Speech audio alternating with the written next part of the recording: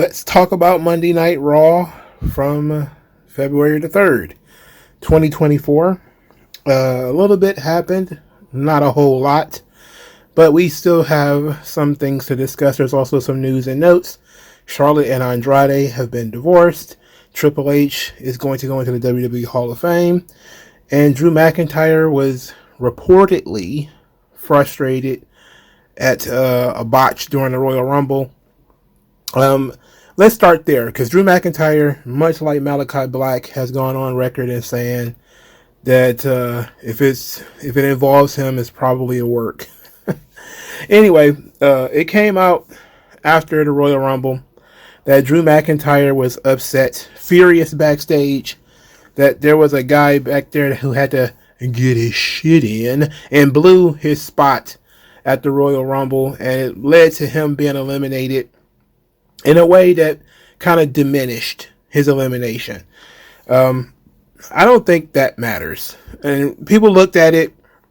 It was frame by frame breakdowns and showed that Logan Paul had his back turned, and LA Knight took a kind of a long time to grab Logan Paul or do whatever it is he needed to do with Logan Paul.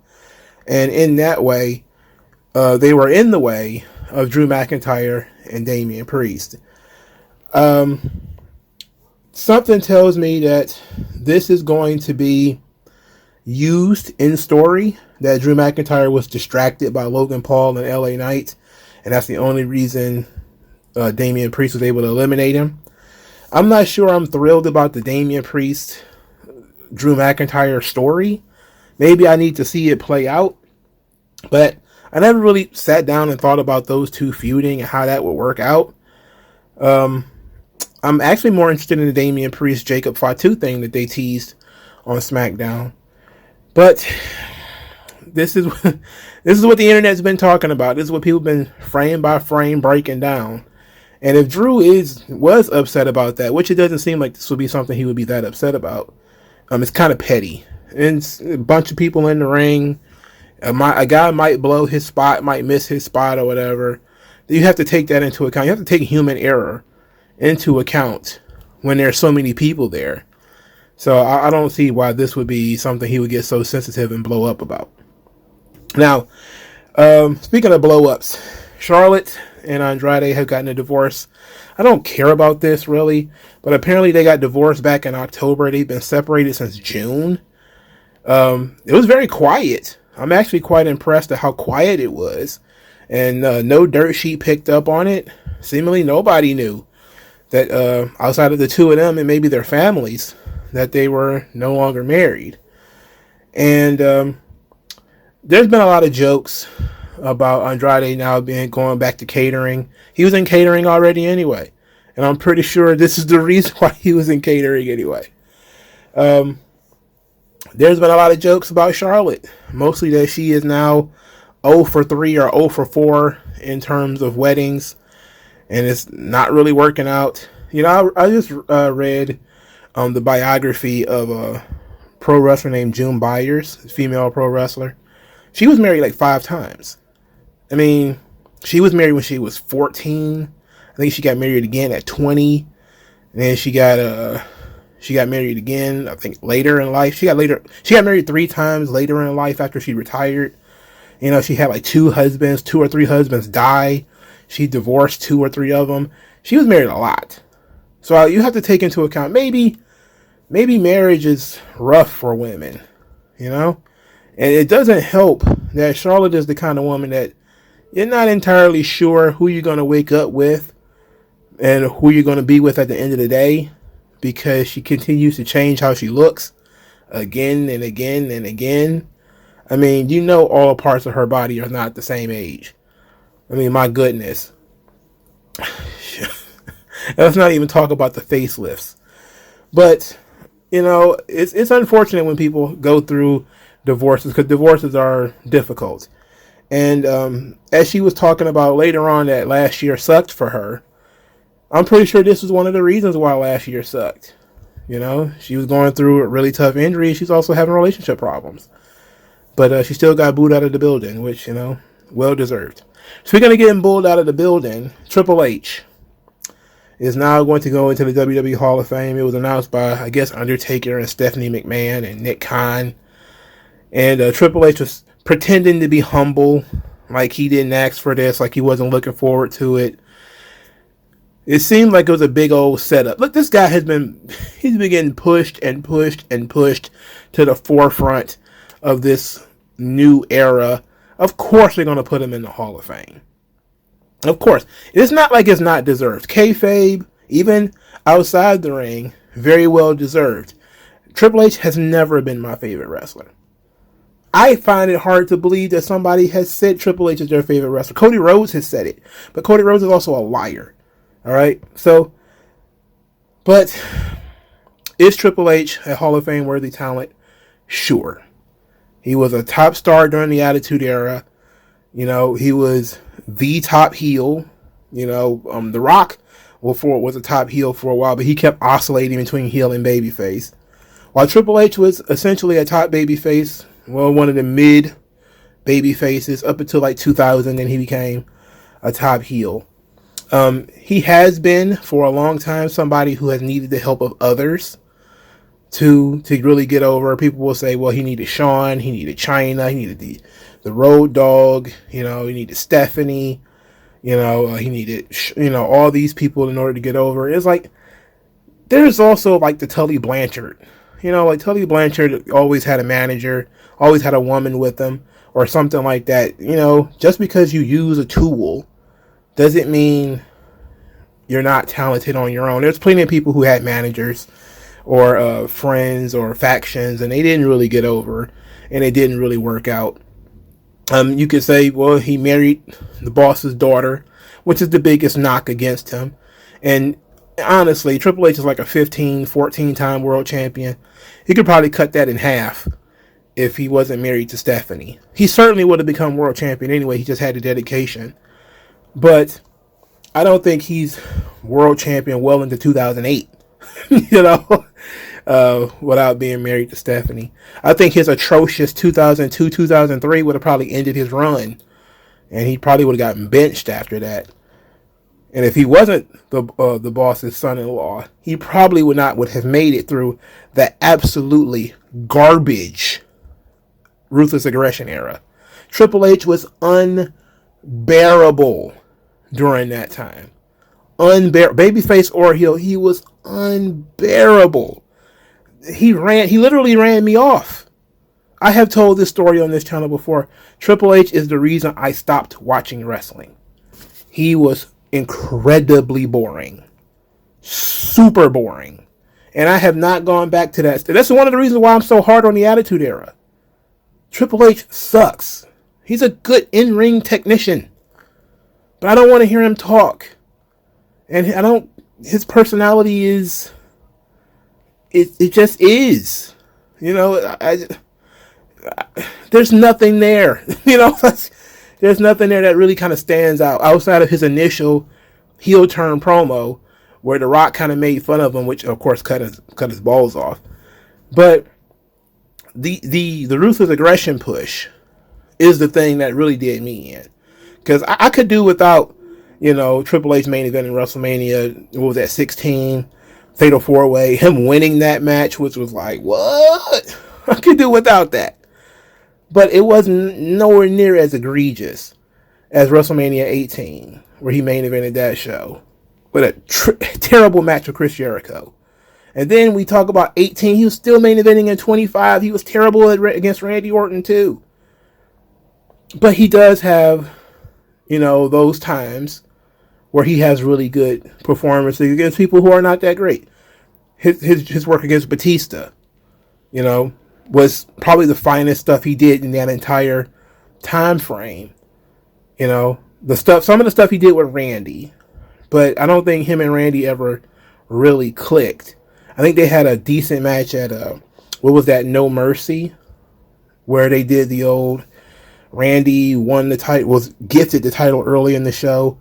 Then Triple H beat him for it. Triple H defended it against Umaga, and then Randy beat him for it in the main event, which was crazy. Like, that was a crazy booked show, right? That's that old Vince McMahon kooky shit that I liked. I think they had a good match on that show, that No Mercy show. But there were other Randy Orton Triple H matches that I don't think that were that great. I think he had a pretty good match with Jeff Hardy. I think that was what was that, No Mercy? Maybe the next year. He had, of course, good matches with guys who were good workers. He had good matches with Benoit. He had good matches with HBK. Minus that very self-indulgent 45-minute Hell in a Cell disaster you have to pay me money to watch that show again. But Triple H was the guy who could go out there, have great matches with Shelton Benjamin, great matches with Tajiri, great match with William Regal, great match with Taka Michinoku, for God's sake. I mean, you can't deny that the guy has talent. I think the guy was just overpushed. I think Triple H is insecure, and he's always been insecure about his position. And the way he acts now is a function of that insecurity. The fact that, he has to pretend to be modest about the Hall of Fame. It's bullshit. This is probably his idea, to put Undertaker and Stephanie up to it. You're going to put me in the Hall of Fame. But I can't do it myself. So somebody has to foist it upon me. Gotta act like I didn't know anything about it. Who could do that?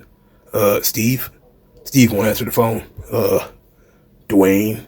Dwayne doesn't answer the phone. Hulk? Oh no, Hulk's gonna get booed. Is Piper still around? Oh no. He died. I guess Undertaker's gonna have to do it. Hey, Take, you do me a favor? I need you to tell me that I'm going to get put in the Hall of Fame. Think you can do that for me? Be a pal. Thanks, bud. Or I'm surprised like X-Pac didn't do it, Now, the conversation, of course, is who's going to be the one that's going to induct him. I think naturally the person who should induct him is Stephanie. They've been trying to figure out what wrestlers. Some people have said Mick Foley. Foley is great. Good choice. But I think Stephanie's the best option you got. Let his wife induct him. Just let's not complicate matters. If you need to have another man do it, Foley is perfect. Foley made him. As a top-level mid-card guy, Foley was there for him. And as a main event guy, Foley was there for him. Triple H owes a lot of his career to Mick Foley. Won his first world title off of Mick Foley. His mid-card feud with Mick Foley really solidified him. I think the first leg of that feud ended at SummerSlam 1998. No, was it 8 when Foley did the Dude Love and the big like splash off the top of the cage? I think that was SummerSlam 98, or then because he won the title at 99. Or was it SummerSlam 97? No, it wasn't 97. What? Because he wrestled The Rock at 98. So it was 97. It had to be. Okay, so and then of course as the main event, Foley put his body on the line to really get Triple H over. Street fight, Hell in a Cell matches, really put forth the effort. But once Triple H was on top, boy, he was a snooze fest. Lord have mercy. Outside of working with Rock and Austin, and maybe Kurt Angle, bye. Punch the clock. But look, just for the stuff that he did with NXT, building a completely new developmental system after the absolutely disastrous developmental system WWE had in the early days, where OVW, you had Jim Cornette smacking talent, or down in Georgia, where Bill DeMott is, verbally abusing and harassing talent, and this kind of stuff, and just getting rid of it and bringing all that stuff back to Florida and building NXT. That's a new legacy in and of itself. And I think that he has, for a lot of people, he has rehabbed his legacy. The people who hated him on top, who was, very frustrated with his, him booking himself consistently over and over again, they forgave him because of the effort that he put in terms of building a developmental program and basically just being an indie mark and playing into what indie mark's like, bringing in 4-foot jabronis like Adam Cole and stuff, So it's hard to say that he shouldn't be in the Hall of Fame. He absolutely should. But let's not pretend like he didn't know anything about this. You know, he probably picked out a suit well before they even told him. And it's funny how this time last year, they weren't announcing anybody for the Hall of Fame. They didn't start announcing people till like 3 weeks before WrestleMania. Now, the very first person that they announced is Triple H. And it's weeks in advance. Amazing. Funny how that works out. All right, let's get into Raw, finally. Jey Uso comes out. He's blown up, as usual. The crowd wants an encore of the entrance. They get it. So that was pretty exciting. And then Jey starts telling his story. 15 years ago, him and his brother started being wrestlers. You know, he kind of goes through the tag team thing and the bloodline story and how he wasn't confident enough to be a single star. But after winning the Royal Rumble, he thinks he's got it now. He's worked hard. He struggled to thank everybody. He had tears in his eyes. He stammered. It looked like he had a little bit of thought blocking, or he struggled to really get out what he was saying. I mean, there's something very familiar with Jey Uso. Again, there was something very familiar. And that's not just like he's been around for a long time. It's that I know people like him. You know? That's why I say he got like drunk uncle at the barbecue energy, where he's a fun guy. He's probably just a fun guy to be around. And that energy resonates with people. Gunther interrupts this thing, says that a match with Jey Uso does not appeal to him because Jey Uso cannot add anything to his legacy. He says beating him again means nothing to his legacy. But he says if Jey Uso makes the mistake of challenging him, he's going to make him suffer every single week. He's going to subject him to one of the worst beatings in WrestleMania history. Jey Uso said he's going to go talk to Cody, but he's tired of the doubters. And he's going to walk into WrestleMania a Royal Rumble winner. He's going to walk out a world champion. Now, I see all these people online. They're like, hey, look at all these people having fun eating, man. They absolutely made the right decision with Jey Uso. It's like, do you honestly think they would have stopped eating if he hadn't won? Like, think about that intelligently. They were eating after he lost last week. You know, like he got beat by Gunther smack dab in the middle of the goddamn ring. They were eating again 2 days later. Yeah, they don't care whether he wins or loses at this point. Now, I've seen these videos of these children, you know, who are extremely happy that Jey Uso won, and that's the reason why you do it. That's the only thing that you could convince me with, is that there's a lot of kids out there who believe in him. And this is why I continue to say, if they weren't going to give him the belt, you don't tease it. Because then people start to buy in. And people have bought in. So now they got to do it. I just don't know why they didn't do it at Saturday night's main event. Why they have to be at WrestleMania. Why did he have to win the Royal Rumble? I don't know. But Jey Uso's promo was not good. It was not his strongest performance. You could say that he may have been overwhelmed emotionally. He may have also been suffering some kind of thought blocking, which made him struggle to get words out. He may have been blown up due to all the energy it takes for him to yeet and wave his arms in the air, you know, with the fans. And, you know, when the guy he's supposed to be like a high energy babyface, you know, and that does wear you down, you know. So I'm not going to, even though it would be nice to just make fun of him, I'm going to be even-handed and say it wasn't the strongest promo he's ever done. But he had flashes of good stuff here. You know, him talking about people doubting him doubting himself. But now feeling like he's got it. I can't doubt that. It's pretty good. All right, Penta defeated Ludwig Kaiser. Kaiser is jealous of Penta. They just needed to get a reason for these guys to get in the ring. After the match, Pete Dunne distracted Penta as he was about to talk, which opened up Ludwig Kaiser to attack Penta from behind. So maybe Kaiser and Dunne are going to fight Penta?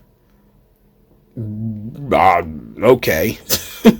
Pete Dunne is lost in the shuffle, and Kaiser, man, of all the cool things you could do with this guy, he's just a jabroni.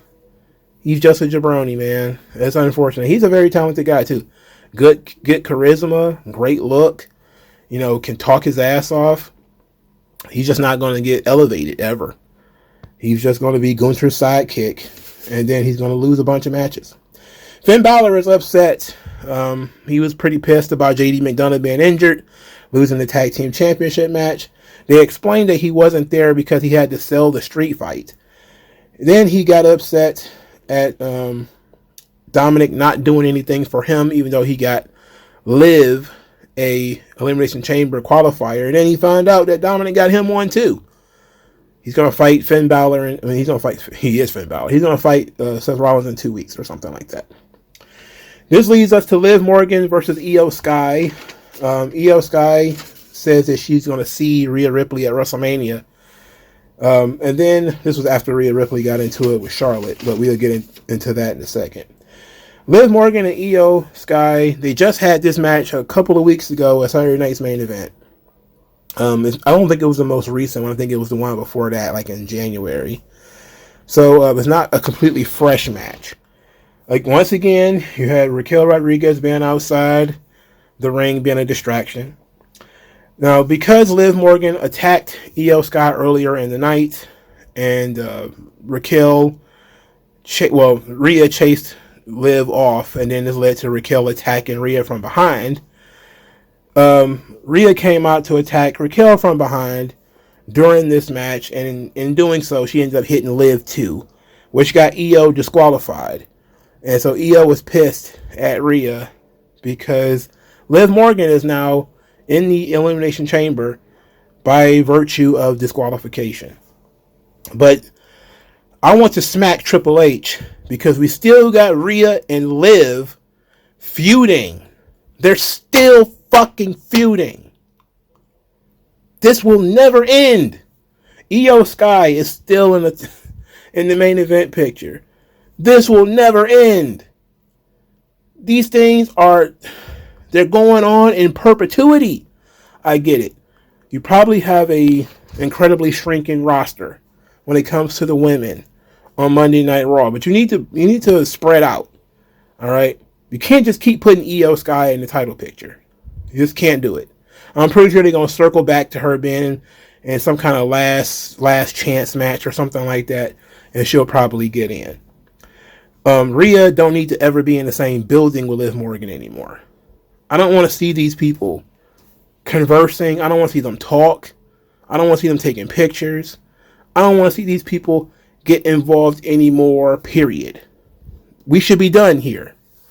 But now they're teasing another tag team match. And quite frankly, they might be teasing another Raquel versus Rhea match. And my God, we don't need that. Brother, we do not need that. I swear to Jesus, we don't need that. Get rid of it. Burn it with fire. Burn it with fire.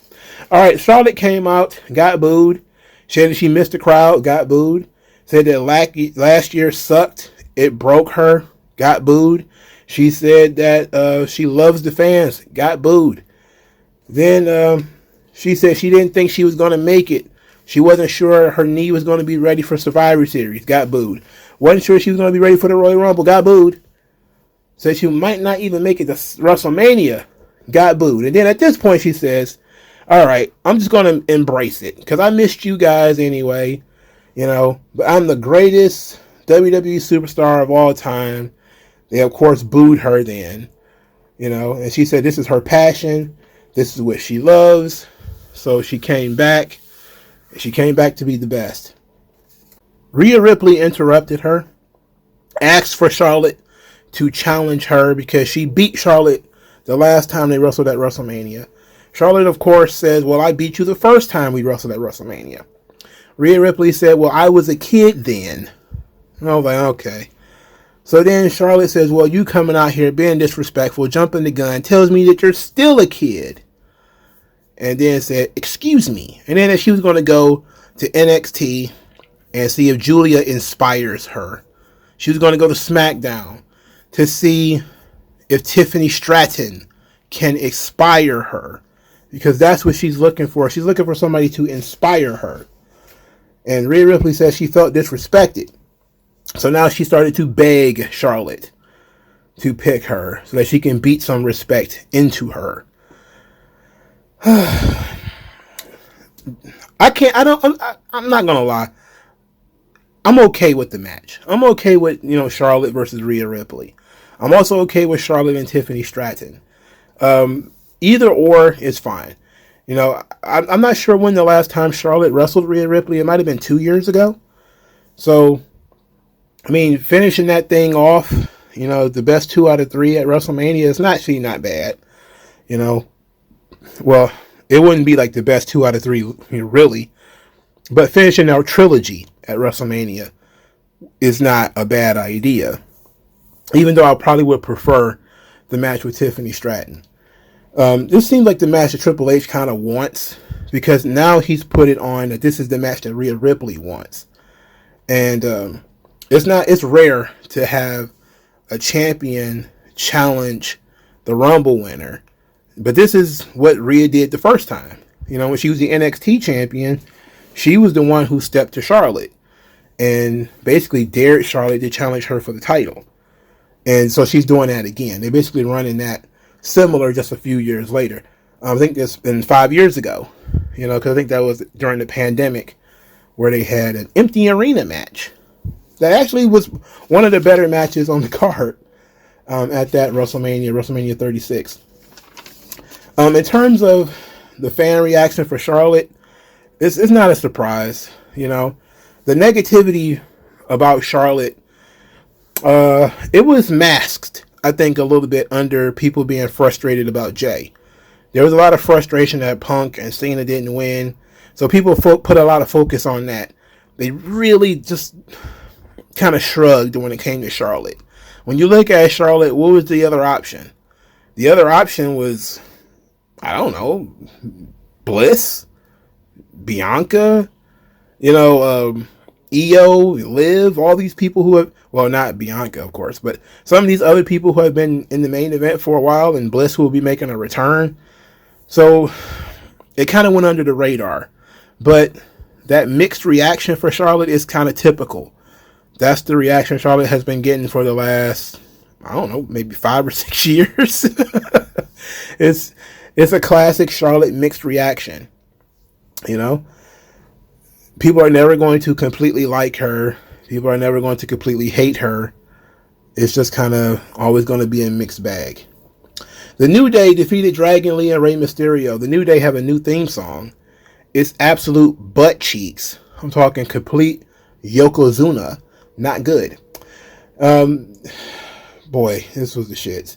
Kofi Kingston was upset about not being invited to the Royal Rumble. Basically called himself Mr. Royal Rumble, so he's giving them the greatest moments. And now he's synonymous with the Royal Rumble, and he doesn't even get an invite. And I was like, yeah, he didn't even get invited. That sucks. But at the same time, I was like, well, listen to this new theme song. I'm actually okay with New Day not getting invited. I don't want to hear that song again. Logan Paul came out there to distract Rey Mysterio. Of course, that led to New Day winning. Logan Paul will wrestle Rey Mysterio in an Elimination Chamber qualifier next week. That ought to be fun. Dragon Lee, poor guy, just had a baby. Everybody's like, hey, where the hell he's been? He gets a match back, gets a team with Ray, and he loses. Penta comes in.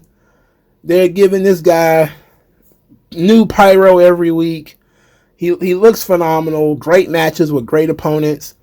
Dragon Lee losing the mid-carders. Off TV, losing the mid-carders. Like, what did this guy do? Like, I guess his crime is that he's young. It's not a black thing at this point. Like, people's like Carmelo Hayes, man, he can't win nothing. It must be because he's black. Explain Dragon Lee. Because there's other Mexicans who are doing just fine in WWE. Triple H is fucking with Dragon Lee. Explain Austin Theory. There's other white dudes doing great in WWE. He's fucking with Austin Theory. There's like some of these guys that Triple H just has it out for. And it seems like Dragon Lee is just one of those guys. Yeah, it just doesn't make sense that he isn't getting a push. He's not winning. He can't even beat loser ass New Day. They are like literally gatekeepers now. Anyway, okay. Speaking of gatekeepers, the War Raiders are confronted by Chad Gable. Gable says that the War Raiders are not championship material, but the Creeds are. At this point, the War Raiders says, "Oh, your boys might be able to out wrestle us, but what's going to happen if we turn it into a fight?" I'm like, oh, that one right there, that meatball guy, he like he can fight, you know? And the Creeds always look like they can fight. And the Creeds are never featured on TV. They never wrestle. When was the last time the Creed brothers had a tag team match on this show? We got to watch fucking New Day. We see New Day all the time. We get J.D. McDonough on TV. When was the last time we did see the Creed brothers? Why would anybody believe that the Creed brothers are a legitimate contender to the titles if you never fucking see them? Again, they just happen to be young. So Triple H has, he has no use for them. Go get old real quick. Go jump in a time machine and come back 20 years older with whole new knees. Then all of a sudden you might get a chance. Go tear up your body in TNA or something and then come back. Stupid. You got these guys, they have no serious injuries. Even if they're green, you could put them out there and at the very least they can get some experience. But you choose to put them in catering where they can have all you can eat roast beef or some shit. This is stupid. Stupid man. Anyway, Chad Gable is leaving. He's going to go master the dark arts of Lucha Libre. Doesn't say how long he's going to be gone, but he's going to be gone for a while because he expects both Ivy Nile and the Creed brothers to have championships when he returns. Where is he going? Is he going to the moon? How long is this going to take? Why can't they go learn the dark arts with him? If he's going to go master these dark arts, shouldn't they need to know this too? There's a Lucha Libre tag team. There's a couple of them running around. Shouldn't the Creeds need to know that too? No, never mind. Sami Zayn apologized to, Jey Uso apologized to Sami Zayn, let's say. But Sami Zayn was happy for Jey, wants Jey to go all the way. So that's all good. And then Karrion Kross strolls up next to Sami Zayn. Karrion Kross, he still exists. He's still there. He asked Sami Zayn, how does it feel to see other people living your dreams? And Sami Zayn had an attitude about that. He said, look, man, if I keep seeing you hanging around here, we're going to have a problem. Which is weird because he's the significantly smaller, less muscular man. And he's making threats. And I'm like, why doesn't Kross just smash his head against the wall or something? Okay. Anyway, Kross doesn't want to be a problem. But, they're doing the whole thing where Kross is bringing out, he's the devil on everybody's shoulder. So he kind of walks over and he kind of whispers these naughty things in people's ear and get them to full understanding that they're being fucked over and screwed by the booking or other people and all that kind of stuff. It's an interesting gimmick. It hasn't translated to any wins or championships or t-shirts or chants or anything. It hasn't translated to a goddamn thing for Karrion Kross. But it's an interesting gimmick that everybody he feuds with end up, the worst for it. Or they end up turning heel and being more darker versions of themselves afterwards. Just hasn't translated to any. Maybe he should feud with himself. Maybe he needs to create like a voodoo doll of himself and beat himself up. And then maybe it'll get over. Sami Zayn's night wasn't through yet. He got called out by gay Rob Zombie. I'm sorry, Seth Rollins. He's also happy for Jey? Huh? Why isn't he upset that Jey Uso cost him world championships and a bunch of other stuff or whatever? In any event, he's happy that CM Punk got humiliated. He takes credit for Roman Reigns being injured and out indefinitely. I'm very impressed with those words. That was slipped in there. And just to let you know, Cena's not going to be around for a month. Roman's not going to be around for who knows how long. So let's see how many people continue to watch this show. Let's see. What kind of road to WrestleMania is this? Where 90% of the guys won't fucking be there. In any event, Rollins calls out Sami Zayn to give him a pep talk, saying that he knows that Sami Zayn hates CM Punk as much as he hates CM Punk, and that this is going to be the fight of Sami Zayn's life. And CM Punk says, "You're not on his level. He's right.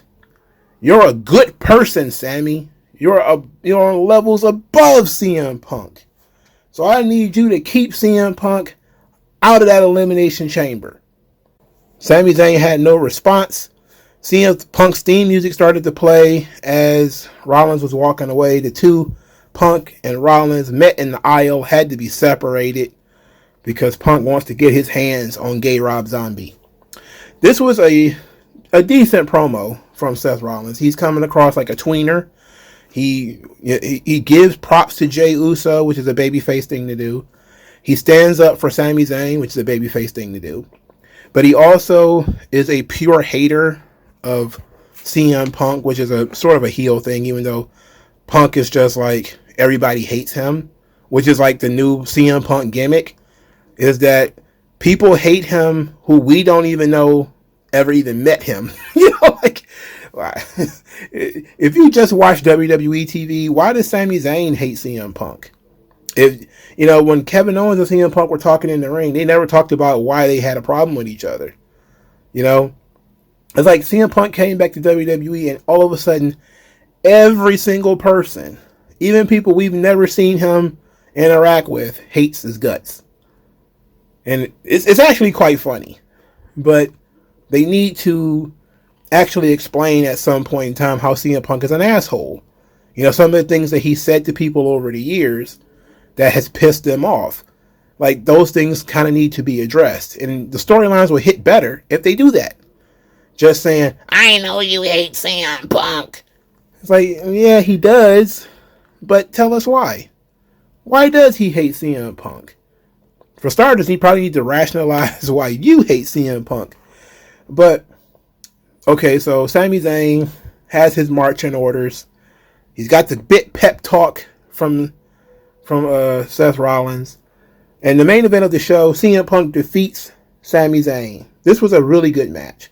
The first time these two had ever worked against each other. As far as I know, they haven't even worked tag team matches against each other, according to weirdos on the internet, which could be wrong. But these two guys have both been in the business for 20 years or so. They haven't worked against each other at all. And you know what? They did a really good job. Tornado DDT, springboard variety from Sami Zayn. He hit the Blue Thunder Bomb, only got 2. The Anaconda Vice actually reveals that the fans are more pro-Sami than pro-Punk, as they chanted for Sami to get out of the Anaconda Vice. Sami Zayn counters the GTS into a small package, which would have been a great finish. A very Bret Hart finish, and CM Punk probably would have appreciated that. But the finish was the GTS following a counter to the Helluva Kick. And then after the match, Sami Zayn shook hands with CM Punk. He couldn't stand no more. Here comes Kevin Owens. He attacked Sami Zayn from behind, gave him a package pile driver, because Sami Zayn shook hands with CM Punk and failed to help him win the World Championship at the Royal Rumble. A little too late for me to care about that part. But they're probably going to hinge this on Sami Zayn continuing to be friends with people like Jey Uso and CM Punk and these people who Kevin Owens hates. So I'm not sure if I'm that interested in a Sami Zayn Kevin Owens feud. And their matches are usually quite good, but them just being Tom and Jerry, where they fight every couple of years and then they become a tag team and then they fight again, it seems like there's one of those cycles where we don't know what to do with Sami Zayn and Kevin Owens. Well, they can always just fight each other. That's that's kind of lame, you know. But I'm actually far warmer on Sami Zayn than Kevin Owens, and I definitely think Sami Zayn, this is beneath Sami Zayn. You know, he should be doing something else. Kevin Owens should be putting the fries in the bag. You know, he should be doing literally. He should be moving couches. He needs to go drive a high-low, or you know, he needs like a utility belt. He needs to go be a plumber. You know, there's like millions of things in the world that you could do. This wrestling thing has passed you up. Go hang some drywall. You know, like there's other things to do now. I don't care to see Kevin Owens. You know, just don't care to see him. Don't care about him. Go be a systems electrician or whatever the fuck. You know, you want to be Doink the Clown, whatever, go do that. I'm over the entire idea of Kevin Owens. Enough's enough. I know he's one of Triple H boys, but enough is enough. Go change somebody's oil. All right? It's just go away. Just go on vacation. Go on a Natalia vacation. You know, where you disappear for 6 months at a time. You know, that's all I ask. Hey, even better. How about you go make a residence in Jacksonville? That would be even better. You'll never do that, though. Well, I'll never get that damn lucky. But they're going to do Sami Zayn and Kevin Owens, whatever. Punk and Zayn was a really good match. So, there's that. But there's still more to discuss. Adam Pearce announces that AJ Styles is going to be on Monday Night Raw. Great.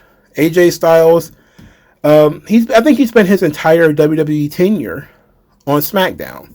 So this is a nice little change of pace now that AJ works Mondays. And it seems that they actually do have a plan for AJ Styles on Monday Night Raw. And it involves our boy, Bron Breakker. Bron Breakker shows up, says that he wants AJ Styles to stay away from him. And then he asks Adam Pearce what is next for the Intercontinental Champion. What is next for him? It's like, what do you mean, what's next? What's first? You ain't done shit on this show since it started airing on Netflix. This is the most TV time he's gotten. And it's amazing to me. Again, similar situation to Dragon Lee and Carmelo Hayes. He's walking around with a belt, though. His spear on I Show Speed got like, I don't know, they said over 1 million hits, over 12 million hits or some nonsense like that. And then you keep him in a backstage segment? We're being told Jey Uso is getting a huge push because he's over. But how do you get over? You get over by people, seeing you and then being exposed to you. Bron Breakker gets, huge exposure from I Show Speed, and then he gets 12 seconds next to bald-ass Adam Pearce, who got more TV time than he did. And he's walking around with a belt. Now, the positive is they're kind of teasing that he's going to feud with AJ Styles, which is good. Bron Breakker could certainly use that lesson. And even though I would have picked AJ Styles to be an opponent for Gunther, he is more than welcome as an opponent for Bron Breakker. If they can manage to get AJ Styles to wrestle for the Intercontinental Championship against Bron Breakker at WrestleMania, I'm in. I'm 100% in. It doesn't, wash away all of the neglect that they've put on Bron Breakker, but it does show that, hey, this is an important match because AJ Styles is a legend. And the potential for this is tremendous. And the potential to have a really great match on the biggest show of the year, and probably could be the best match of Bron Breakker's career. Oh, it has all the potential in the world at this point in time. I hope that's what it is. I hope it's not a stupid gimmick where he's going to have a 8-man ladder match or something stupid like that. It should be Bron Breakker versus AJ Styles for the Intercontinental Championship. I didn't even think about that, but now that it's been teased, that's what I want. Now, speaking of Intercontinental Champions, Lyra Valkyria, once again, not featured on this show. Why did you have that belt? What was the purpose of that belt? She has not made a single entrance with that championship since she won it. It's been over a month. It's ridiculous, man. It's ridiculous. Now she's going to be an Elimination Chamber qualifier against Bayley. And I'm pretty much going to guess that Lyra Valkyria is going to lose. So you're going to put her in a one-on-one match with Bayley that she's more than likely going to lose. Because why the fuck would she win? She's the Women's Intercontinental Champion. She doesn't need to be in Elimination Chamber. She needs to be in a feud for her own title. And maybe that's where we're going with this. Maybe we're going to go Bayley, Lyra Valkyria for the Intercontinental title because Bayley's going to beat her. And then say, hey, go on to lose the Elimination Chamber. And then they'll circle back and Bayley will challenge her for that title. I don't like that because Bayley, the whole point of this thing is to open up opportunities. And that would just mean we're just going to have more places to spread Bayley. Which, it's really making me frustrated about Auntie Pam and what they're doing with her. But it's neither here nor there, man. I just don't see Lyra beating Bayley. I think there's probably going to be some Ivy Nile interference or something like that. And Lyra's going to lose. And then you're just going to see the devaluation of that title. It's already devalued because there's nobody, only person who wants it is Ivy and she doesn't wrestle on the show. So, because we must have 15-minute New Day matches, we can't have Ivy Nile go out there and win a squash match to look dominant and look legitimate or cut a promo about how she wants to be the Women's Intercontinental Champion. We just can't have that. We can't have Lyra Valkyria go out there, win a quick match, cut a promo, be confronted or anything. You can't do anything like that. We must have our super long, stupid match in the middle of the show. Oh my goodness. It could be worse. Lyra Valkyria could end up being the one that defends her championship in a ridiculous 8-woman ladder match or something silly like that at WrestleMania, which is actually far more likely for that Women's Intercontinental title. Which I don't even think that belt should exist at this point, bro. I just don't see the purpose in it. It's highly irregular for you to create a championship and then put it in a closet. That's very Tony Khan-ish. Oh, he's a champ. All these people running around with belts, you don't see them do anything. It's dumb, actually. So Finn Balor's going to wrestle Seth Rollins. I believe that's next week or it's in 2 weeks. But they got Mysterio versus Logan Paul next week. That should be fun. I fully expect Logan Paul to win that match, mainly because Ray doesn't need to win it. And it seems like Ray's role now is going to be tag teams for a while. And whatever they're going to do with Logan Paul at WrestleMania is probably going to spin out of Elimination Chamber. But I never thought that I would see Logan Paul versus Rey Mysterio. So this is going to work out fine for me. I don't have a problem with that. So next week ought to be okay. But they certainly do need to turn up some of the angles. And that's been a huge issue for me, is the lack of angles on the show. There was no Drew McIntyre. So they're kind of playing into the Drew McIntyre's frustrated thing that we discussed earlier. I forgot. He's on SmackDown. Never mind. They moved him to Smack Diggity. Never mind. All right, so that's Monday Night Raw. The main event was great. The Jey Uso angle was okay. The Charlotte angle was better, even though her reaction was worse. I liked the Sami Zayn story of, him being buddy-buddy with Jey. Also, Seth Rollins trying to give him the big pep talk, and then him falling short. So now you got Sami Zayn, questioning if he's on CM Punk's level because he lost to him one-on-one. And then he also has to deal with this new onslaught of this fat idiot who wants to give pile drivers to people. This pile driver pervert, graying Kevin Owens. Old gray beard Kevin Owens. Oh my God. So many people running around gray in this company. My Lord. It's gross. It's like an old folks home in this bitch. And some of these guys are younger than me. I think Kevin Owens is younger than me. Or he might actually be my same age. He might be like 41 or something like that. He might be peers. So Sami Zayn is an interesting character, but they won't do anything with him. Braun Breaker is an interesting character. He's chilling backstage. And they want Rhea and Io and Liv and the same people they've been pushing all this time. They're pushing the same people now, plus Charlotte. But Charlotte's going to be on NXT tomorrow. That ought to be fun. I'm interested in seeing what she does there. And I'm very interested in seeing her interaction with Tiffany Stratton on SmackDown. But what about you guys? Let me know what you think, and I'll talk to you folks later.